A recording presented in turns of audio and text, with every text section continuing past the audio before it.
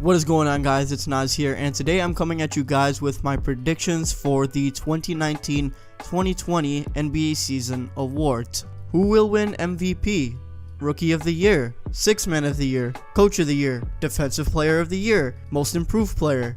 I'm going to predict all of that. Now keep in mind, I'm going to say this right now, so please keep in mind that these are just predictions. It's all just speculation. So please bear with me and don't roast me. In addition to having my predictions for each award, I'm going to have a couple of honorable mentions because it was honestly kind of hard to make this list, so having honorable mentions makes this whole thing a lot easier for me. Also, quick side note, I'm recording this on Thursday the 24th, and on one screen I have Audacity, and on one screen I have TNT, watching these two games tonight. It feels so good to finally have some good basketball, and after that Lakers-Clippers game on Tuesday, this season is going to be incredible. Anyways, let's not waste any more time and jump right into it. Here are my predictions for the season awards for the 1920 season.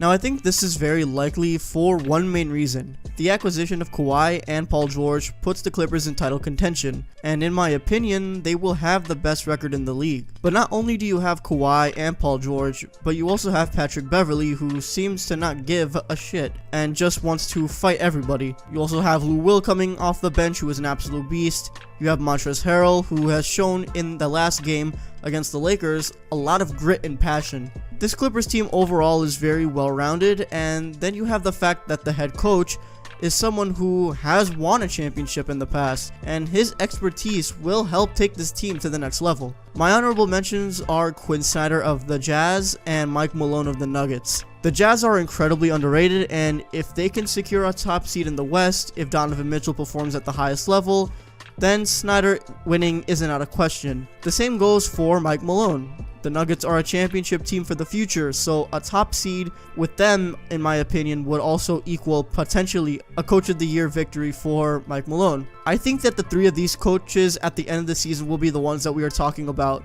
for who wins the award.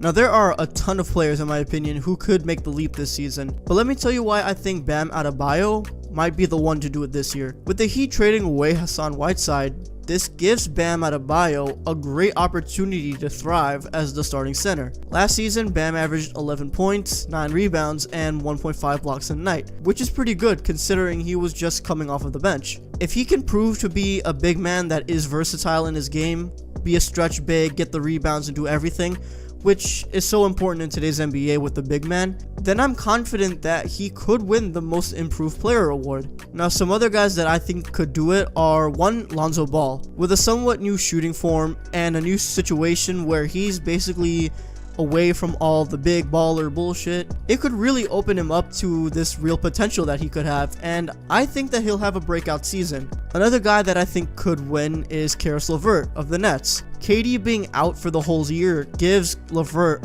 a chance to shine, and very well, he will be the second scoring option along with Kyrie Irving. So when that's your position, you're going to have to produce night after night. And I think that he will, and he will be in the discussion for Most Improved as well.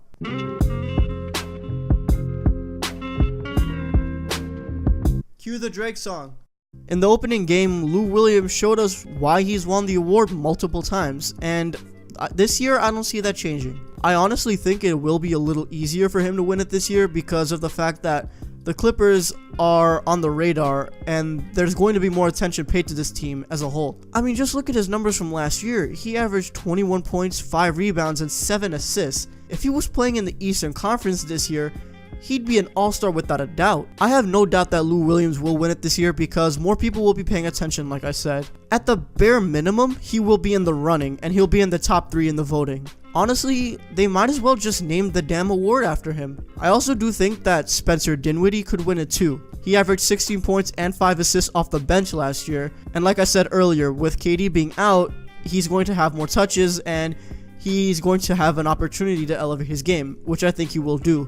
He has shown in the past that he can really be a talented guy in the league, and I think that this year he can prove that. I also have Bogdan Bogdanovic, who can also make a case if he does well. The Kings are a talented young team with playoff potential in the coming years, and if he can continue to pull up solid numbers from the bench and improve off of what he's been doing, then people are going to pay attention. He can easily put up 15 and 5 a night, and if he can improve off of that, then he'll have a case for 6th man of the year along with the other guys.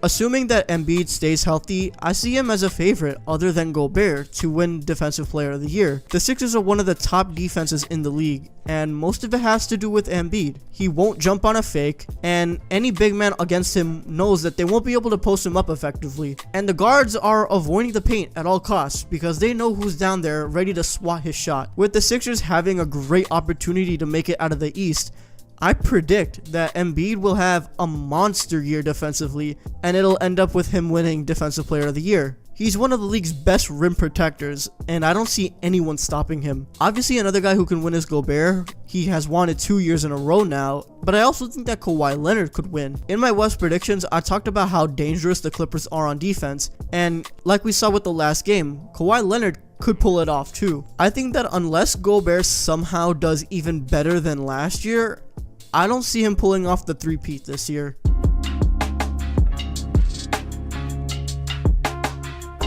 Now, with Zion missing the next month and a half, it made this pick a little harder than before. However, I do think that winning is still possible and likely. Even with him missing time, I think that in the end, it won't mean as much unless he comes back as a bum, which I highly doubt. Everyone is paying attention to Zion, and there's a reason that a team that probably won't even make the playoffs has so many nationally televised games.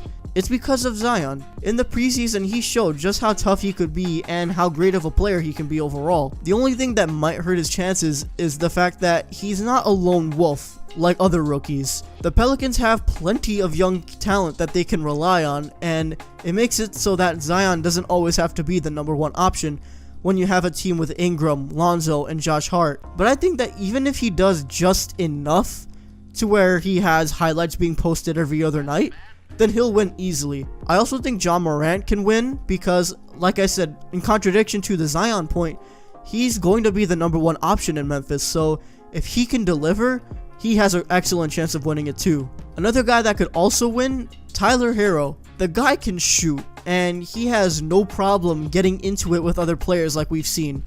And if he can continue that, he'll be a contender as well. Long story short, with Zion going down with an injury, I think it does open up the window for Rookie of the Year a little bit, and it'll be interesting to see what happens.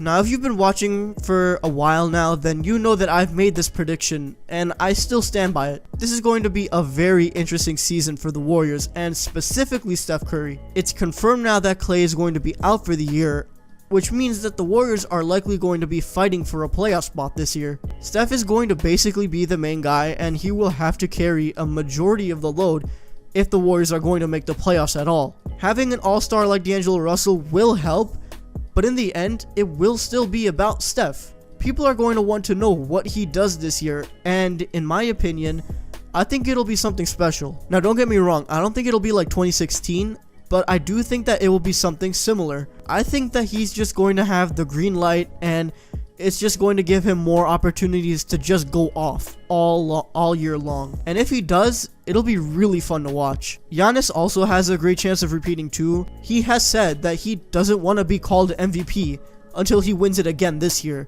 So I think it does prove that he's hungry to just repeat. Another guy that I think that will be in the conversation is Kawhi Leonard. If the Clippers are at the top of the league, then I don't see how Kawhi isn't part of the conversation for MVP. So those are my predictions for the season awards for the 1920 NBA season. Leave a comment down below on what you think about my predictions, and also let me know who you think will win what award. If you did enjoy this video, please be sure to leave a like, and please subscribe for more NBA content, and be sure to turn on your notifications to know when I upload. Thank you guys so much for watching, and also thank you for the continuous support, and I will see you guys in the next one. Peace.